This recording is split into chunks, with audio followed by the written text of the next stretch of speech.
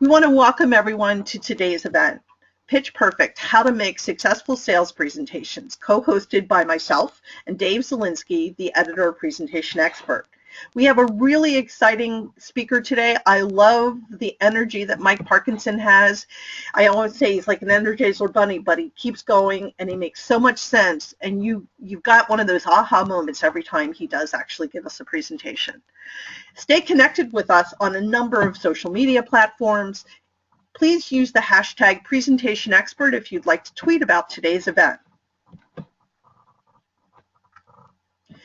At this time, what I'd like to do is actually turn this over to Dave Zielinski, who's going to introduce Mike, and we'll get the program started.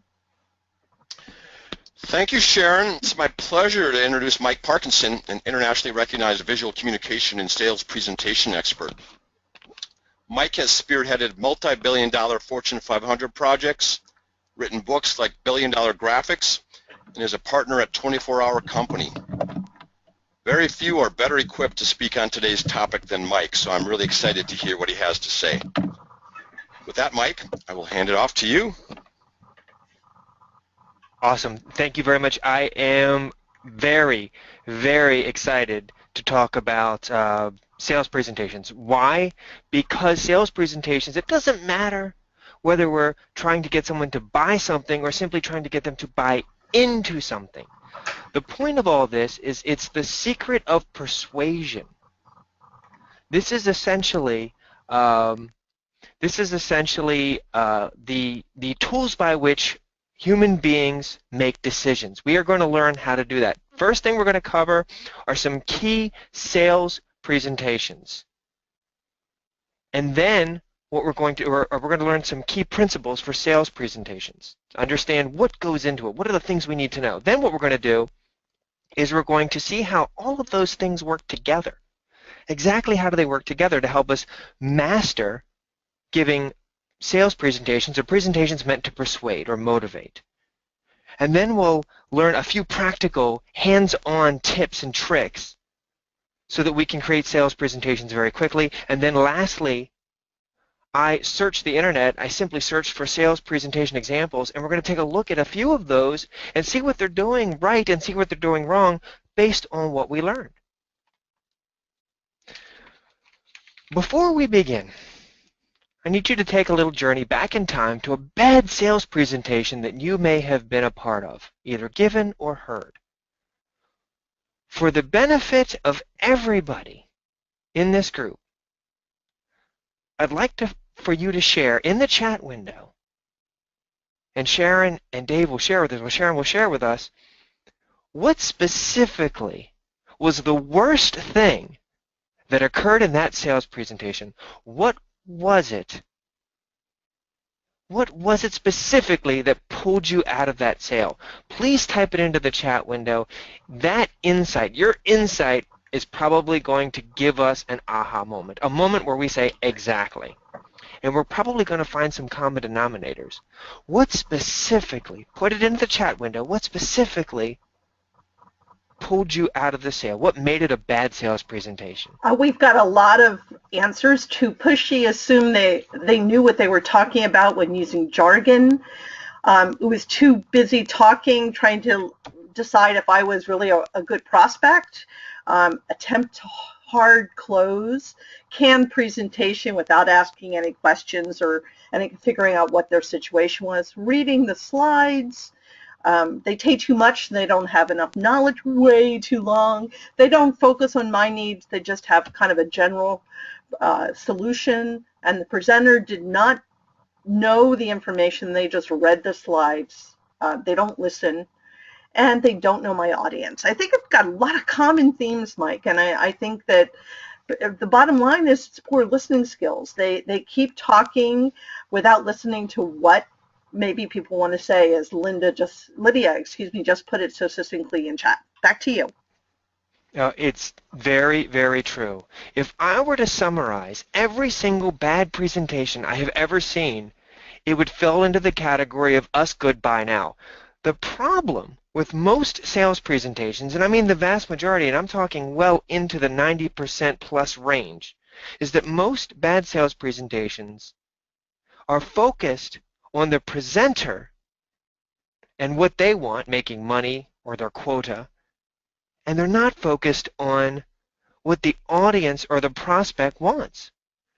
I mean, you have it absolutely correctly. Using jargon, talking far too much, trying for hard closes or canned presentations that aren't tailored to my audience. Don't focus on our needs. And they read the slides. That means they're not invested, they're not empathetic. These are things that human beings pick up on and shut down. And we'll learn how to use those to our advantage. As I said, whether we're given a sales presentation or whether we are trying to get buy-in from a group to buy into our new ideas, to buy into our new solution, either way, it's all about persuasion. How do we persuade? And I'm going to focus most on specific sales presentations that we may have seen, for example, buying anything like a TV, a pool, a new software solution, etc. I have seen hundreds of presentations, and I ask the vast majority of the time, it's not focused on what the audience wants. And so what I'll do is I will ask the presenter as politely as possible. I will never be rude or flip or disrespectful in any way. And I will ask them as gently and as nice as possible, how's it going? How is your approach working for you? And most of the time, I get a spectrum of answers, and most of the time, not one of them, I'd say out of the hundreds that I've talked to, maybe 2 realized that the fact that they didn't focus on the audience or the prospect was the source of the problem. Most do not. The reason most sales presentations fail is simply because they focus on the presenter and not the prospect. The reason for this is because the presenter and the authors of the presentation, those that contribute to the content, know a whole lot about their goals, wants, and needs, their solution, their technology, their process, but they don't know a lot about what the customer wants. They don't know a lot about what the prospect wants. They don't know about their audience. It is our job as presenters, especially sales presenters, to connect the dots between what the prospect needs and how our solution solves it. There's a gentleman by the name of Andy Bounds, and Andy Bounds wrote a book called The Jelly Effect. He's in the UK. He is one of the best presenters I have ever seen in my entire life. He blows me out of the water. I aspire to be as good as him, or half as good as him one day. Well, he says people care about the afters. They care about what we get after they hire us, after they buy us or buy into our solution. That's what we want to keep in mind. It is our job. We are not the be-all and end-all. They don't buy our tool just to have the tool. They buy it so that it solves one of their problems. So with this in mind, what are the key aspects? What are the key components to creating a successful sales presentation? Well, the first is going to be knowing specifically, and I mean specifically, what the next step or steps are. What specifically do we want the prospect to do once the presentation has ended? It can be 1 choice, 2 choices, 3 choices, 5 choices. It doesn't matter. It is our job to know what those steps are before we create the sales presentation or definitely give the sales presentation. Most people, when I ask them, what is an example of a next step? Most people say, well, they buy our product or solution or idea. And I challenge that. I say, in your experience, have you ever sat in a sales presentation and when the sales presentation was over, you said, well, I've got to have this. I'm going to buy it right this very second. My guess is that's not the case. My guess is you did some more due diligence. You did some research. You asked some questions. You wanted to see samples. You held it. You experienced it yourself. You downloaded it. There were specific next steps that you took. With that in mind, oh, and what happens if the decision maker isn't in the room? What happens if the decision maker is the husband or the wife or the senior VP or someone else that has veto power? If they're not in the room, the pre-sales presentation, the next step cannot be to make a sales call, no, or to make the call to buy it. It has to be something else. So with that in mind, out of curiosity, and this helps me understand how the examples that I should be using in our presentation, what if you don't mind, in the chat window, specifically give me an example of a next step you want a prospect to do after they see your sales presentation. Go ahead and type it in the window, and then Sharon's going to share it with us. I love saying Sharon's going to share. I think that's kind of cool. Sharon's going to share that with us so we have an idea of specifically what the next steps are after someone has seen your sales presentation. I think we've got some great answers. Ask questions, book a 30-minute free consultation, demo the product, see it for themselves, do a test campaign, sign up for a free trial, share a case study that solves a similar problem in my industry, acknowledge the value proposition, place an order. Ask for more information, do an on-site visit, and on and on. We've got lots of great feedback coming from this group. So back to you, Mike. Awesome. Thank you very much. So, for example, let's say someone wants to, the next step is for them to have a free trial. So it becomes our job to figure out what will motivate them to say yes to a free trial. For example, we might say free trial takes a lot of the risk away because people are risk adverse. They're terrified of making a bad decision.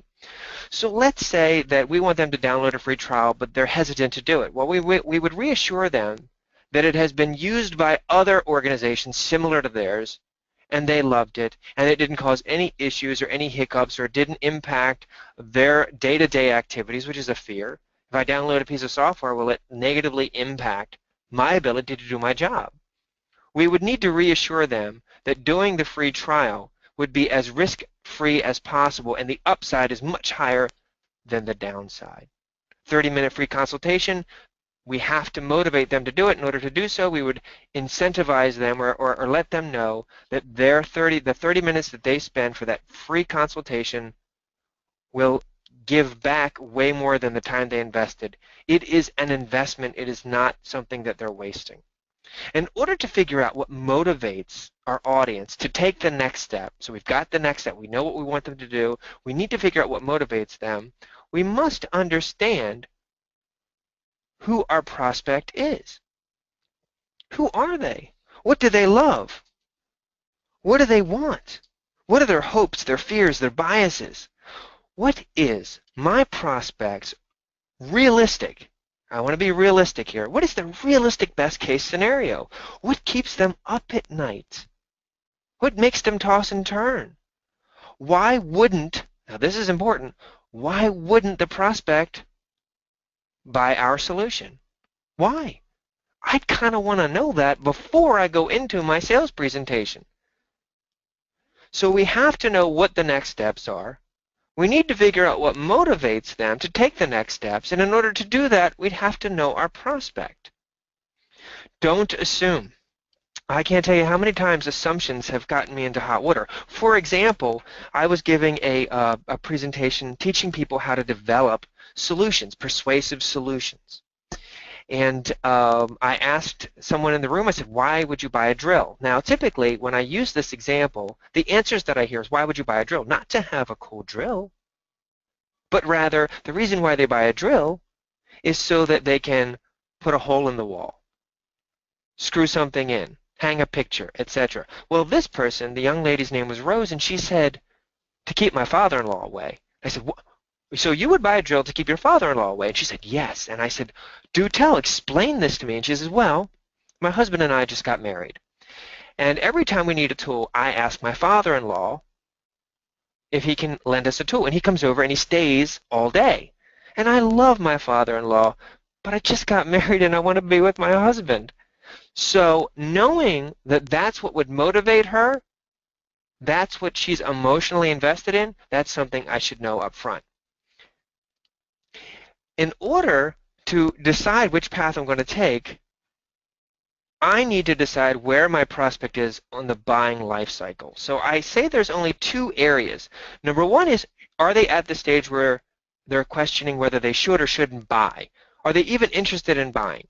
And if that's the case, then this is, by the way, what I call the catalyst. Should or shouldn't I buy? Should I just not buy anything? Or should I decide to buy something and do my investigations, etc.? And if their answer is yes, I think I should look into buying, then I'm going to focus on three key areas. The three key areas are pain, and this is important, what I'm about ready to say. If the pain of staying the same is greater than the pain of change, then I will buy something. I'll say that again. If the pain of staying the same, if the pain of staying the same is greater than the pain of change, means it just hurts more to stay this way, I gotta buy something. I'm sick of it. My car keeps breaking down. I'm done with that. I'm so sick of it. I'm willing to part with my money and my time and buy a new car. If the pain of staying the same is greater than the pain of change, then I will buy something. The next thing is gain. Have you ever really wanted that piece of cake, that donut or piece of candy? Have you ever given to a charity? How did it make you feel? If you don't mind, and this is going to play into a few slides from now, and this is very critical, specifically, again, as specific as you can, just think about it. What I'd like you to do is tell me and tell Sharon, tell Dave, how you felt. When you gave to a charity, in a few words, or one word, how did it make you feel? Go ahead and share it, and then Sharon will share it with the group. You know, I can just tell you for me personally, it feels so satisfying to do for other people, and you feel connected to them. You feel like it's nice that you're able to do something for someone else. And as several people said, worthwhile, make a difference. Grateful to be able to share, and it's a good feeling to help somebody and be empathetic. It feels really like you're doing the right thing. You're paying it forward to me in a lot of ways, and I think that's, you know, really what we're seeing a lot of people saying. I do have before I give it back to you, we do have a question from Michael. He said, how would one identify a specific motivating factor like the father-in-law example, by the way, which is my new favorite story of yours? Can you answer that for Michael? Well, absolutely, absolutely. Typically, when we go into a sales presentation situation, the first thing that happens is we present. My recommendation is, if we have the option, ask questions. Invite and encourage our prospects to interrupt and share. And I'm going to show you really cool techniques to invite that information along the way as we tell the story of solving the customer's problem, the prospect's problem. And the short answer is to ask questions and elicit feedback before, during, and after our sales presentation. All right, so it made you feel good, and that is a very motivating, powerful. I move toward things that feel good and away from things that hurt. So pain, I want to move away from. Gain, I want to go toward. These are things that are going to help me buy. And last but not least is fear. Fear is 2.5 times a greater motivator than greed or gain. For example, would you buy a home security system in a neighborhood with no crime? Let's say you've not heard of any crime in your neighborhood whatsoever, and someone came to your door, they knocked on your door, and they said, we're selling home security systems. My guess is you would say, no thank you, have a nice day, or worse. Now, what happens? What would you do? Would you consider buying that same home security system if all of your neighbors' houses were robbed in the last month? You're fearful that your house will get robbed, and perhaps there was one house that wasn't robbed, and because they have the home security system, you want to be like that. So you're fearful. Pain, gain, and fear work together. So I'm fearful that I'll feel the pain, so I'll move toward the gain. If I have one or more of those things, people will decide to buy. Without those, they won't. So the next piece, so let's say they decide, should I buy? And the answer is yes. They say, yeah, I totally need to buy. Then I'm going to focus on which one should I buy. Should I buy this one or that one? And I call that the choice. And there are three motivating factors here. This is where I focus my time. So the first one is trust. I need to trust that the solution provider, I need to trust the solution provider because I'm afraid to make the wrong choice. Think of all the places from which you buy your groceries, your clothes, your technology, your books, and so on. Do you trust them?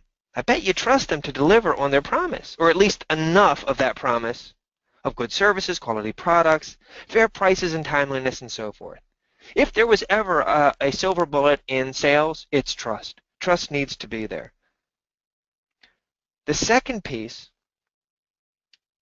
is ego. Why do people pay more for designer clothes, cars, computers, and phones? It's because science has proven that what we buy is an extension of us. Let's say we buy a new phone system. We don't want to look like fools and made the wrong choice and buy a phone system that doesn't work. The way we dress is how we want the world to see us. Whether it's true or not, it's how we want the world to see us. Or at least that was the choice we made when we bought the clothes, the car, etc.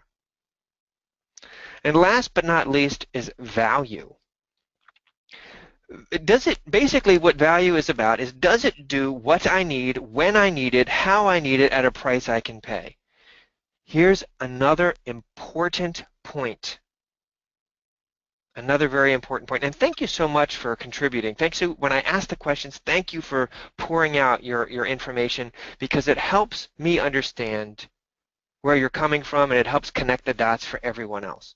So when it comes to value, we can not ascribe value unless we have what's called an anchor.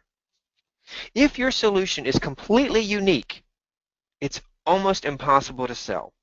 People need a comparison to determine value. If none exists, human beings will make up an anchor and find the closest thing possible to compare it to. For example, the first smartphones.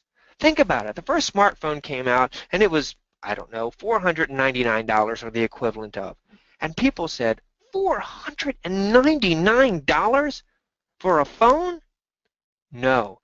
The anchor is, it's $499 for a phone and a camera and a computer in the palm of your hand. Oh, well now, if you use that as your anchor, the $499 doesn't seem so bad. Remember that if your solution is completely unique. This is where we differentiate our solution to the alternatives.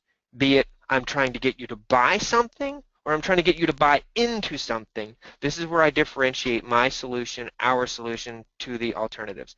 So let's take a look at a real-world example. Imagine that you walk into a pool store and you haven't decided, you're on the fence. Am I going to buy a pool?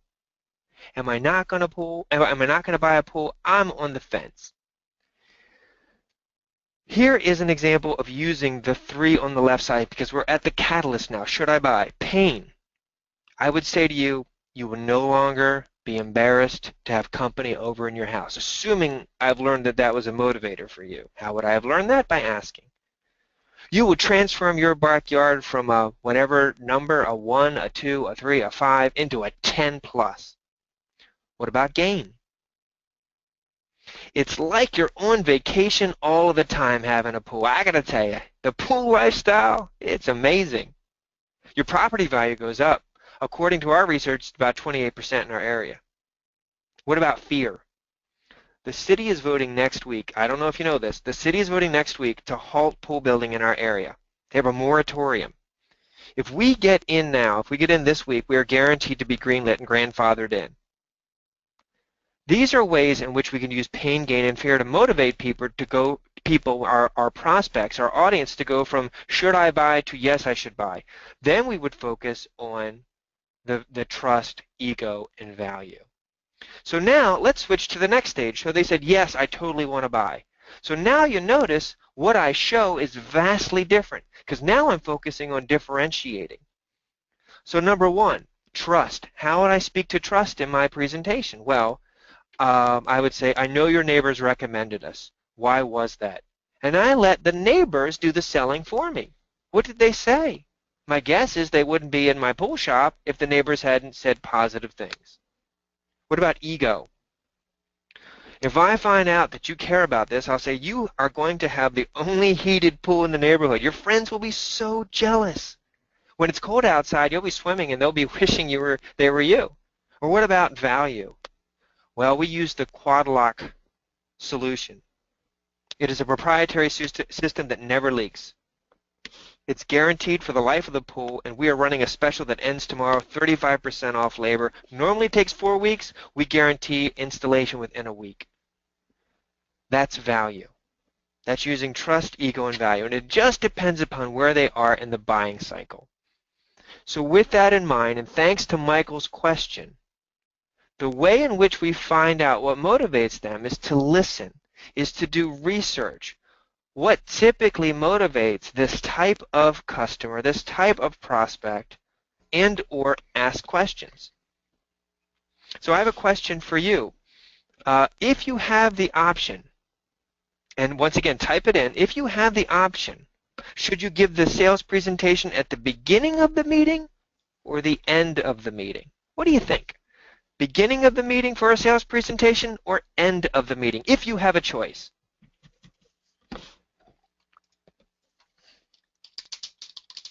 We have a lot of people. We have mostly right now the end of the meeting. Very few have said the beginning. Now we have a couple more for the beginning, but definitely more the end than the beginning. So I'm not sure what it is. Dave, what have you seen?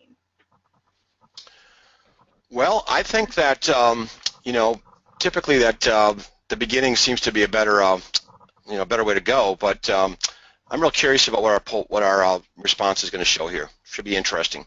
Well, I think Corey has a really interesting, Corey and Josh both said something really interesting. You must listen first, then present the best solution at the end. And Corey says, learn first about the client to adjust the meeting to give them the right information. So I think lots of good stuff. Mike, back to you. Absolutely, Corey, Josh, you're spot on. When possible, and I understand there are times when it's not possible.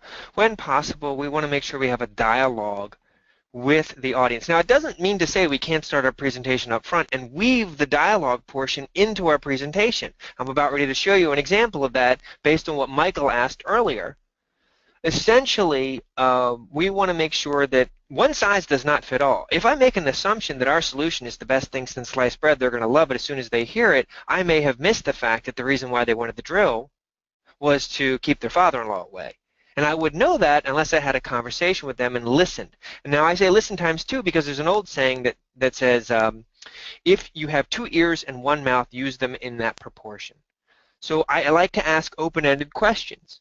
And I like my prospects to give me examples. Can you give me an example of you said that was a pain in the tuchus. Can you give me a specific example? And then when they do that, we're able to focus on that pain longer to remind them that the pain of staying the same is greater than the pain of change, so they're more likely to change. So here's an example of what I could have done with my pool example. So I could have said, your backyard. So I could have started the pitch and said, okay, I found out that you're interested, you may or may not be interested in buying a pool. So I got a question for you. On a scale from 1 to 10, how would you rate your backyard? 1 being just horrible, abysmal, like you can't even go back there without injuring yourself or needing a tetanus shot, and 10 being the most beautiful, amazing place you've ever seen. And then I would ask them to give me this information. If they said something sub 5 or 6, I know that's where I should focus my time. So I'm having a dialogue woven into my presentation so that then I can use that information in the rest of my sales presentation and as a way to motivate them and move them further along the buying cycle. So I would say, they say, okay, it's a 3, it's really bad. So I would empathize. And then I would say, and I would focus on, can you give me an example of when it just frustrated you that the yard was so bad? Because I want them to focus on the pain. If it's gain, then together we would paint a picture of their dream. And if it's fear, we would focus on if they don't do something soon, they get to live with the pain for another season. I'm sure they don't want to do that. So once again, I'm using a dialogue, understanding the prospect, their hopes, their fears, their biases, in order for me to connect the dots. Again, connect the dots between our solution and what the prospect wants. Don't assume. Assumptions are dangerous. Now, sometimes we have to. Our goal is to make sure that there's no assumptions. It's what the prospect said. You said that the reason why. For example, a friend of mine sells heating units, HVAC units. And he went into a customer, and it was an older couple and their grandparents, and he assumed that the reason why they wanted a heating unit was to keep the house warm. Because typically in our area, in the area that we're in, it gets really cold in the winter, and there's still some humidity in the air, and so it just goes right to the bones. And houses get very cold because they're older and so forth. After doing some Q&A, after listening to them and asking questions, he found out that they didn't care about being cold. They cared about the fact that their grandkids weren't coming over because they were cold. The grandkids were cold. So the motivating factor wasn't warming up the house. The motivating factor was they wanted to see their grandchildren because they lived with the cold all their lives, but they were keeping their kids were keeping their grandkids away because they didn't want them to be cold. That changes everything, and that changes the way in which we present our solution and our ideas. So once we figure out what's going to motivate them, they're going to have questions. For example, how long will it take? How much will it cost, and so forth. The prospects are fearful they will make the wrong buying choice. It is our job to allay those fears and answer their questions and prove the assertions. Remove risk. For example, oops, looks like Sharon, I did not take control back from you, so I apologize. We have to allay their fears. And in order to do that, we have to answer those questions. For example, how much will it cost? Well, this is a no-risk trial. It's a free trial for a year if you don't like it. Whatever those risks are, uncover them and answer the questions around that. Mike, this is Dave. We have a question from Zoe. She wonders, do you have suggested strategies for using fear without feeling like you're coercing the customer? Yes, definitely. I've said this many times in my presentations, and I don't mean to sound flip at all. Human beings have amazing BS detectors, bull stuff detectors, and we can tell when someone's manipulating us and not. So when I say fear, I don't want to be too heavy-handed. Now, there's a time and a place to be heavy-handed. I don't like it, and I've rarely seen it work. So an example of where fear might work would be something rather subtle. So, for example, rather than be heavy-handed, I might talk about or ask them about what would happen if they didn't fix the problem. So I would ask someone at the pool, so the pool example, rather than come out and say what the fears are, I'd say, so if you don't get a new pool, that's not going to be a big deal, is it? And then they would start telling me pain and fear things. For example, they may say, well, actually, if I don't spend the money now, the tax person is going to come and take more of it, so I might as well spend it and use it because I actually entertain customers at this pool. Okay, these are things I would uncover. The fear of losing the money to the federal government for taxes and so forth, so they'd rather invest it. So it would be a question. Once again, it's that question. That's a great question. Thank you for answering it. Hopefully that was helpful. One more quick question, Mike. This is from Carla. When it's a new client and a big corporate presentation to a room of, say, 12 to 15 people, and she's introducing herself to them for the first time, when is the best time to weave in the dialogue and probe to find out their needs? My recommendation is to start off with questions and answers. I'm a big fan of figuring out, because the first thing I need to figure out what the pain is. If I don't know what the pain is, I want to ask or confirm. For example, in our phone conversation, you said that you were experiencing this insert pain here. Is that still the case? So I'm confirming. I'm getting approval. And then I would say, can you give me an example of when this was an issue? Because now they feel the pain. So I'm having a dialogue. If I can't do it right up front, then I'm going to weave that into the slides. I'll literally have a question on the slide and pose it to the group. Early as humanly possible, because I want to make sure that I'm not assuming anything about this group, because if there's a different group, then I want to make sure that I'm resonating with them, especially if they have the buying power. Examples of ways to answer questions or mitigate the risk or alleviate fear would be, or differentiate your solution would be proprietary tools, processes that do things better, faster, cheaper, experience that lowers perceived risk, peace of mind, starting sooner, finishing faster. We want to tell exactly how. We want to be very specific. We want to say, well, actually, if you start today, it'll be done on September, or what would it be, December 12th. And that's about 28%, or that's about 50% faster than I think anybody could do. We want to be as specific as possible when we answer the questions. How much does it cost? Not a lot is not the answer I need to hear. I need to hear exactly how much it's going to cost. And then last but definitely not least, it is our job, it is absolutely our job to ask for the close. Most of the sales presentations I have seen, they do not ask for the close. Remember, asking for the close isn't, well, you're going to buy my stuff. It's, are you going to can we set up your free trial now? When is the best time for you to download the free trial? When is the best time? Are you available next Tuesday for the 30-minute free consultation? I'm going to send you, when should I send you the case study? Is it okay if I send it to you today or tomorrow?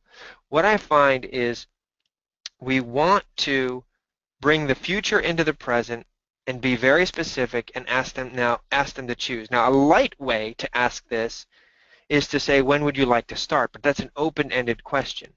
If you want to be very heavy, then you would say, would you like the gold or the black model? Would you like to start today or tomorrow?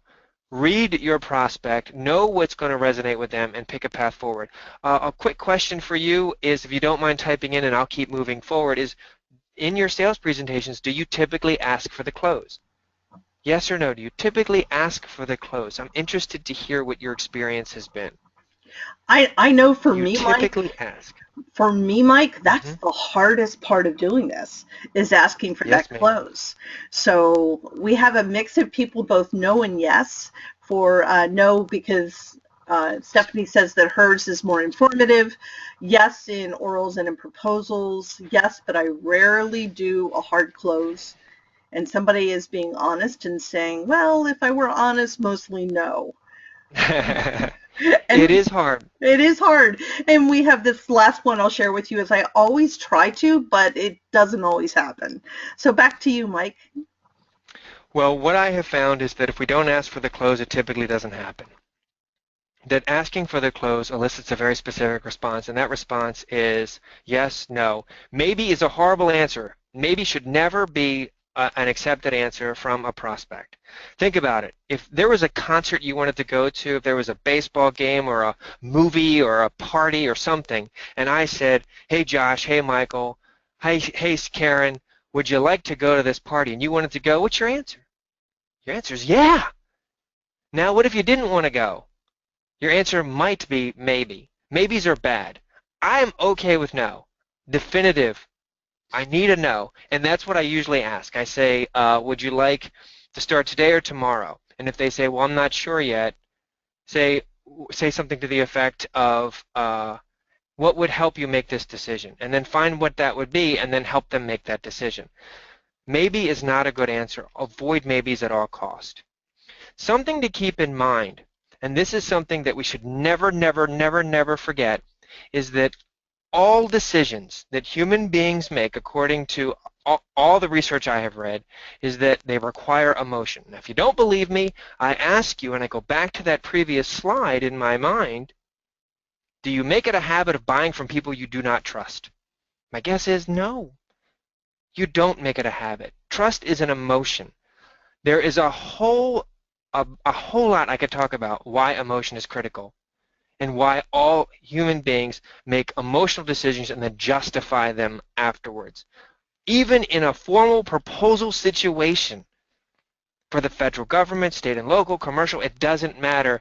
Decisions are also emotional. I'm working with a company helping them rebrand, and I'm interviewing federal employees why they chose this company over another, and it would blow your mind how much emotion went into this choice. And I'm not at liberty to share, however, rest assured it is absolutely true. With that in mind, which of the following sales adages are generally true? Are generally true? Go ahead and vote. Interested to what you find. Now what I'm going to share with you is what behavioral psychologists have found about these particular adages or sayings. Ooh, I think I lost my, that's fine, I'll go back. Mike, I'm curious, what do you think the answer is going to be? Well, I'm fearful me saying this is going to influence it, but I suspect that most people will say all of the above, and that we'll have an even split on a lot of the others. Okay, well, That's my guess.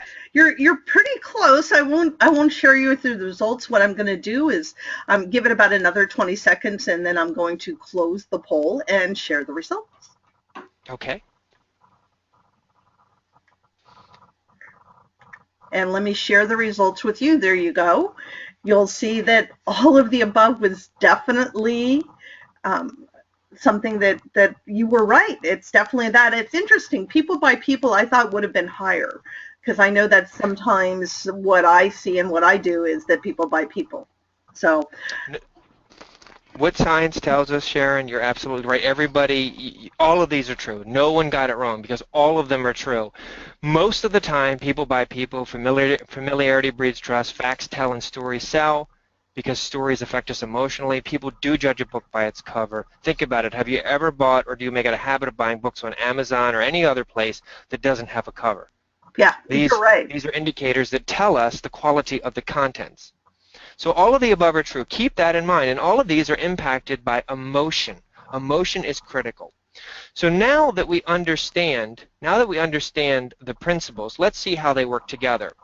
So the first thing we have to know is our next steps. We have to know our prospect, and we have to know what motivates them. We need to make sure we're always listening and answering the questions. We are going to uncover questions that the prospect has, and then we must ask for the close. When we have a clear next step, when we have a next step, we want to make sure it's very clear and obvious, succinct and to the point. I need to know specifically what you want me to do, and I'm far more likely to do it. And we need to know what we want them to do. Is the prospect at the stage of catalyst, should I buy, or at the stage of choice? And then motivation. What is going to motivate them? We have to find their hopes and biases. One of the ways I've done this is to use an HFB mind map. And what an HFB mind map is, it's a hopes, fears, and biases mind map. So the first thing that we do is we write down on a whiteboard or a piece of paper what the hopes, fears, and biases of our prospect is. We're guessing at this point in time. We imagine, we empathize. What do they care about? What do they hope for? Well, what if they care about lowering cost? Well, define that. What does lowering cost mean? Well, it controls development costs. There's no surprises. And we go forth and we continue to populate this hopes, fears, and biases mind map with information based on our understanding of the prospect, our customer, our audience. This is what we do when we're stuck and we're not quite sure what's going to motivate them. Then what we do is we start to look for trends, things that appear over and over again. And then we know what the primary or one of the primary motivators are going to be. The only way to figure that out, back to Michael's question, is ask the right questions, do some research, and understand human behavior, basic human behavior. What motivates us? We move from what hurts to what feels good. And we are 2.5 times more likely to do something if we're fearful of it. So the next thing we need to do is we need to ask the questions. And this builds rapport. Not only does it help us understand the prospect, but it helps build rapport. And then we need to provide proof. Providing proof, answering the questions that the audience, that the prospects inevitably have, builds trust. If we answer specifically, not vague answers. One of the ways I've done this is with an ATB matrix, figuring out what we can say ahead of time. An ATB matrix is simply what's the as-is state, what is the to-be state. If you could wave a magic wand, what would it look like, feel like, taste like, sound like, and barriers, what's stopping the change?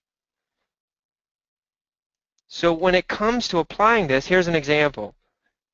On your screen by now, it should have shown up. There's a little delay. Vehicle repairs are slow to happen. The to-be state, the vehicle's repairs happen within 3 days. Usually it's 1 to 3 weeks. What's stopping it? Well, the parts are hard to order. The software system is slow and crashes often. Parts take 2 weeks to be delivered. The wrong parts are typically delivered. There's only 3 mechanics. Then we need to be able to answer those questions when they say, well, how are you going to reassure us that you can do it in 3 days? Well, because we're going to switch out the software. Whatever the answer. So we have to be prepared for what those answers will be. And last but definitely not least is we want to get a commitment. Get a commitment from our audience. And remember, it's an emotional decision first, justified later. They're going with their gut instinct. Science has proven over and over and over again that we use our emotions to make decisions because it's crunching very complex numbers and information subconsciously. Because subconsciously we are actually smarter than we are consciously. In fact, driving is mostly a subconscious activity. And all of this is founded on a platform or a requirement for trust. We must have trust with our audience, with our prospects, in order for them to buy us or buy into anything that we're saying. So here are some cool tricks and tips when it comes to putting together your slide presentations.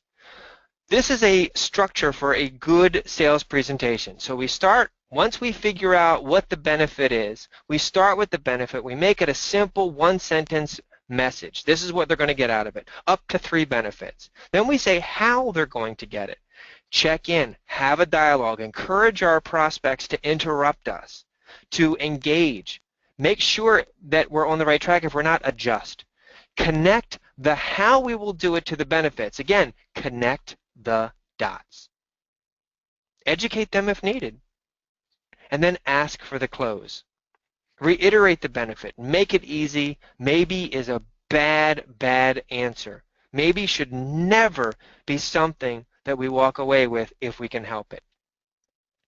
When we do this, we are building trust and motivating the audience or the prospects to make a decision. Benefits plus what's unique plus what they stand to lose is usually the motivator that causes our audience to make a buying decision. And of course, remember, there's value, ego, and trust. Keep that in mind. We need those things. Now, let's have an example. Imagine if I said to you, I'm going to send you $100 for your favorite charity in exchange for your contact. Unmuted. To get your $100, what I'd like you to do is send me a self-addressed stamped envelope, and I will send the money. I will put the money in it, and I will return it to you within 7 days. So with that in mind, when will I expect your self-addressed stamped envelope to get your $100? I have a benefit there. I've got a simple message. I've said how you're going to be able to get it, and I asked for the close.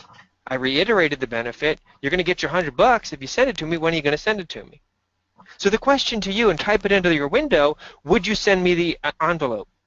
I'm interested. Did I convince all of you to send me an envelope, a self-addressed stamped envelope, and I will send you $100 in return? Did every one of you say yes to me? If you don't mind, type it in the window, and Sharon will share a few of your answers.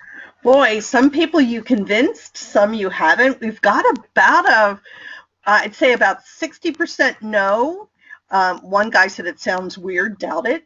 Yeah. Somebody else says they're not for sale, and you're too good to be true.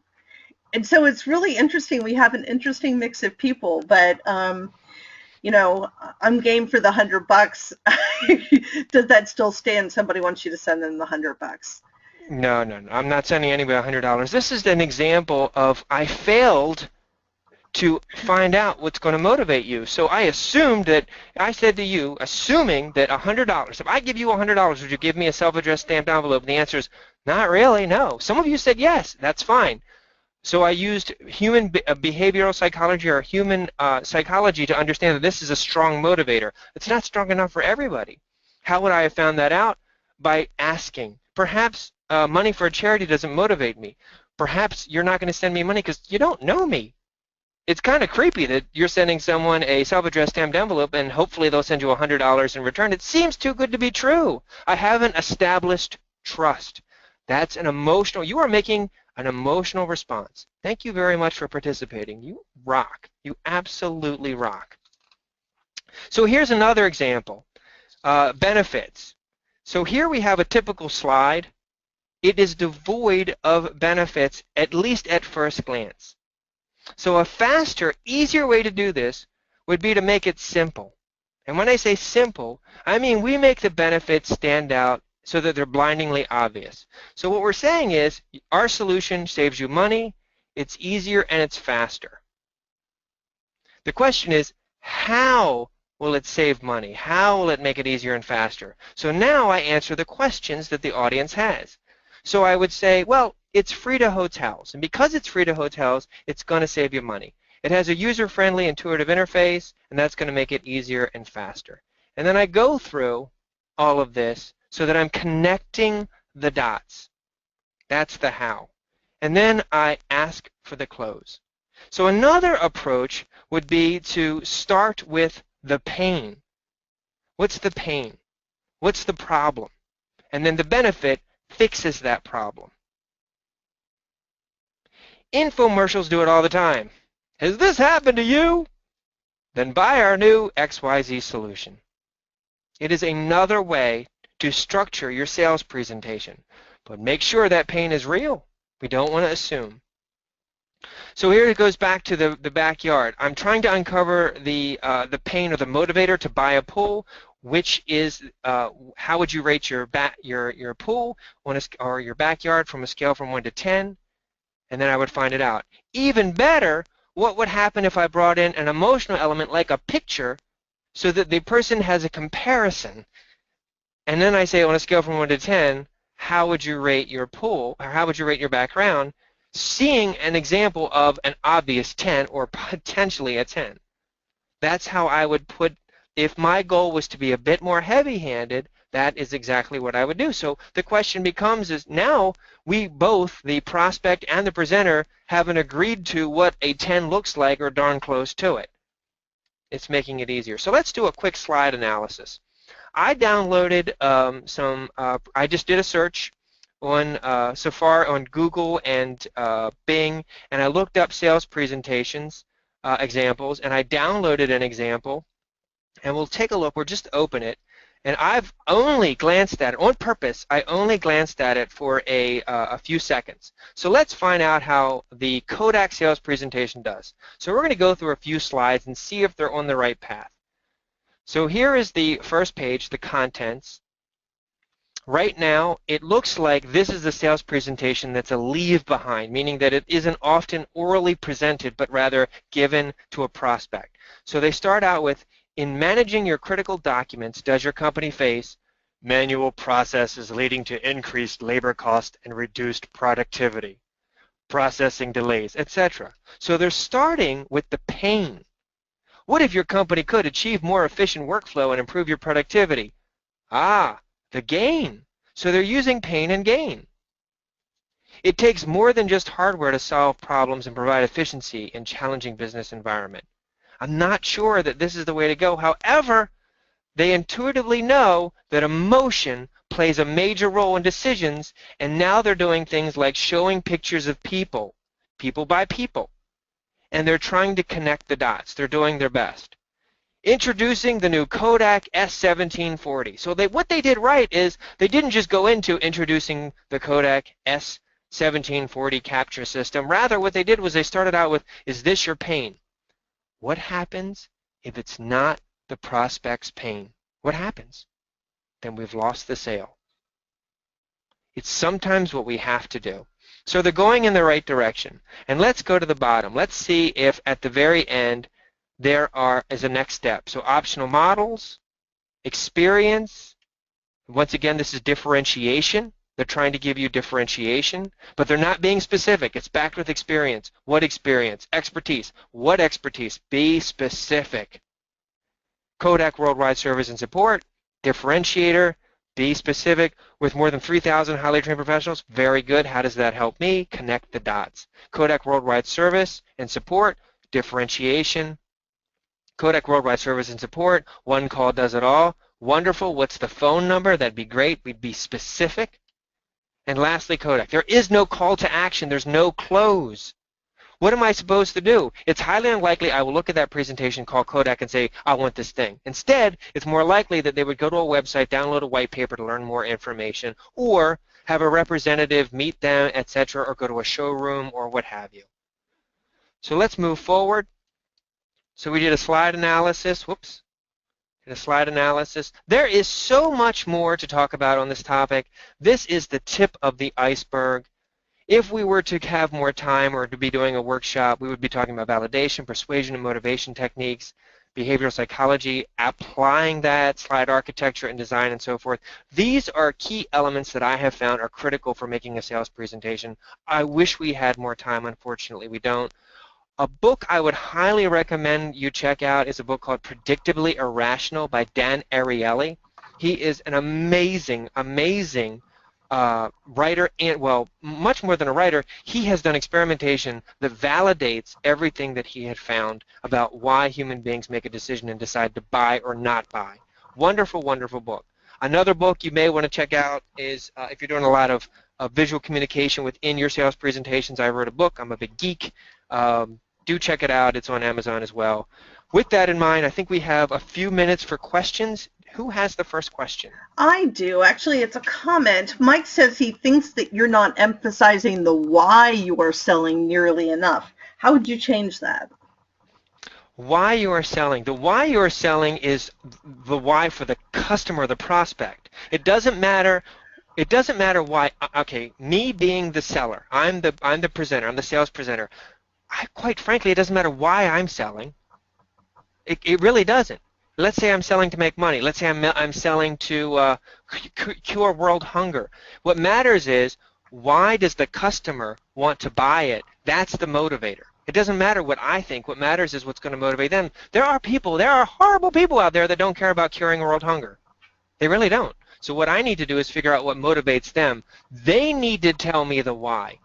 And if I can't find it, then I am just hoping for the best. Hopefully that helps.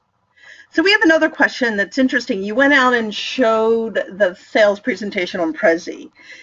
Is there some rhyme or reason as to what you do post from a sales presentation, whether it be on Prezi or SlideShare? How do you make that decision? Are there any guidelines to think about? Well, yes, I include, here's how it typically works. Since people are making decisions emotionally and then justifying them later, they want enough granularity that then they can justify the decision to other folks. So typically, my sales presentation is going to be different, much more open, and less content heavy than a leave behind. A sales presentation, I typically don't want it to make it heavy. So one of the cool things I've seen is Nolan Hames, one of the other folks who have presented with Presentation Expert, great presenter, he came up with a really cool tool or trick to making sure that your notes page is all of the granularity and the slide page looks like what I just presented, so that when you print out the notes pages and give them all the details, and keep the slides for yourself, because the details we don't want up there, we want the focus to be on the presenter, and the presenter can then answer the questions and then guide the prospect based on their specific hopes, fears, and biases. Hopefully that was helpful. I think so too. Michael has a comment for you. It's the emotion of why that makes people buy people definitely work. So we have a question is, how do you ask for the close when you're not selling the direct buyer? Then it would be whatever the next step is. So then I would ask for, here's what I would say. I would say, so you're not, I found out that you're not the decision maker. You've got to run this up the flagpole, or whatever term you want to use.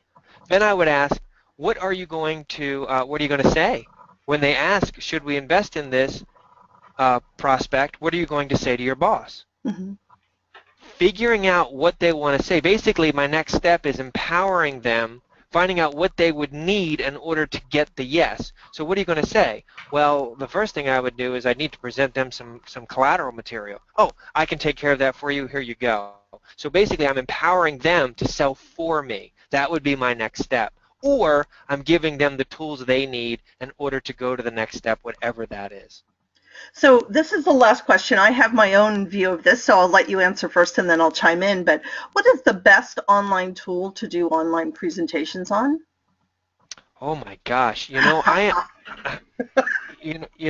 going to, Sharon, you answer it, because I've used them all and I think each have their pros and cons. Yeah, I'm kind of the same. I think the way to answer this is to understand who your audience is first and what the interaction is going to be like. If you have a large audience like we do today, something like GoToWebinar or WebEx would definitely work. But if you've got a smaller audience and you want to kind of connect with the group, I like Zoom. I think it's a great tool for being able to kind of build a more intimate presentation.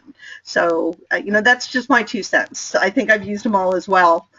I want to thank everybody for joining us today. It's been really great. You'll, as I said, find us on social media.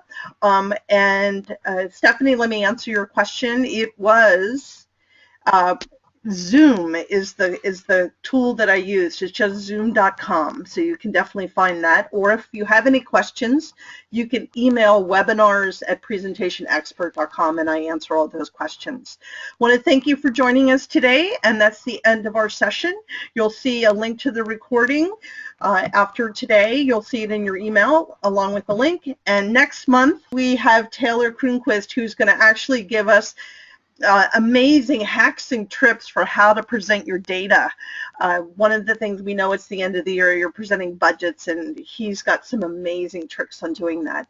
And that's the end of today. Thank you so much for coming, and have a great rest of your week. Thank you, everybody. Thank you, Sharon, Dave. Thanks, Mike. Thank you, Mike.